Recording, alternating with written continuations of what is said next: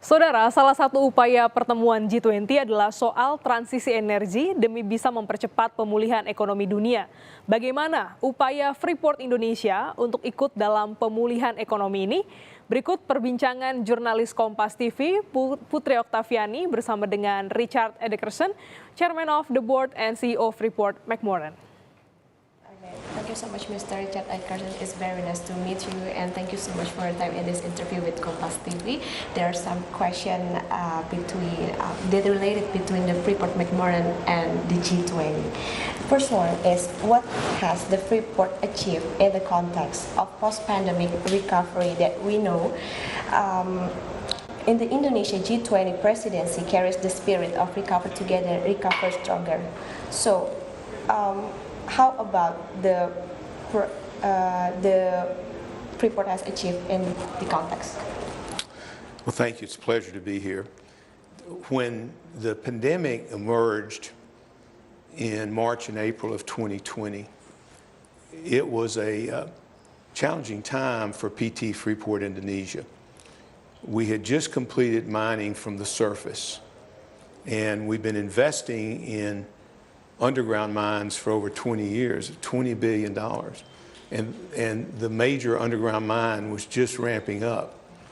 So with the uncertainties economically that the pandemic broke, the second quarter of 2020, the US economy shrank by a third. And the operational issues we faced in Papua because of that transition from the surface to the underground, it was a very challenging time. Fortunately, we invested heavily in healthcare protocols and facilities. And like Indonesia as a country, we've been able to face the problems of COVID and manage our way through them. We didn't solve them all, but we did handle them and worked with the community in doing that. Now looking back to where we are as we approach the end of 2022, it's just been a remarkable achievement. We've ramped up production in the underground mine. We're all having to deal with the global uncertainties of today: inflation, energy, food security, geopolitical challenges. But I'm really proud of the way our organization in Papua and our team in JAKARTA has worked with the government. And our relationships with the government and our co-shareholder, Menjadi, could not have been better. We were really pleased with President Joko Widodo's visit to Papua at the end of August, early September. It was great to be able for him to see our operations, to visit with him, and for him to see how our workforce there is working together, and they were all very excited to see him. It was just a great visit. Okay. What is the role of Freeport McMoran with Indonesia's government to achieve the sustainable development goals?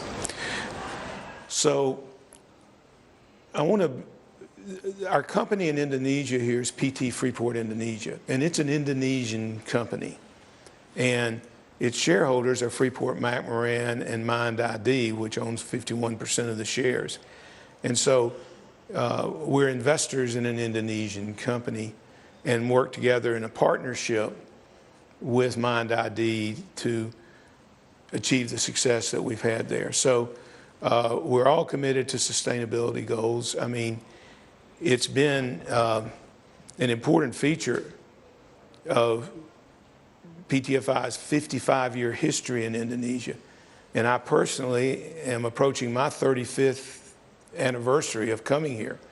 So worked here for a very long time, and we've learned over the years that for our company to be successful economically, we have to ensure that the community, its workers, and the local community broadly, and the government in Indonesia all succeed.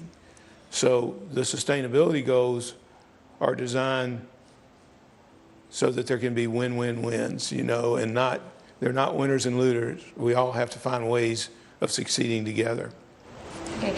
As a part of Freeport commitment to support the government policies related to downstream mining, so what programs are going to be implemented?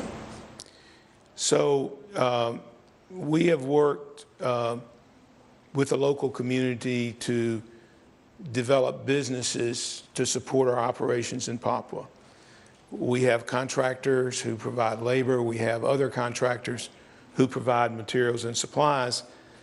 That comes from Papua as well as from other areas of Indonesia broadly.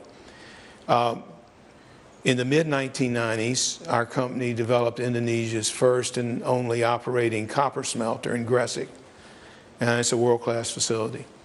And as part of our agreement that we reached with the government at the end of 2018, we committed to build a new smelter.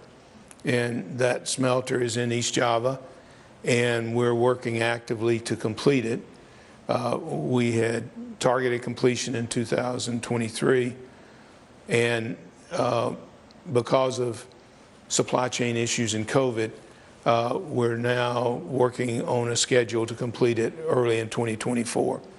It will be a major investment. It's a $3 billion investment. It will be the world's largest single-line copper smelter, and we're making great progress with it. I visited it recently. It's a massive construction site, but we're committed to doing that as part of our 2018 arrangement that we reached with the government to resolve several years of negotiations.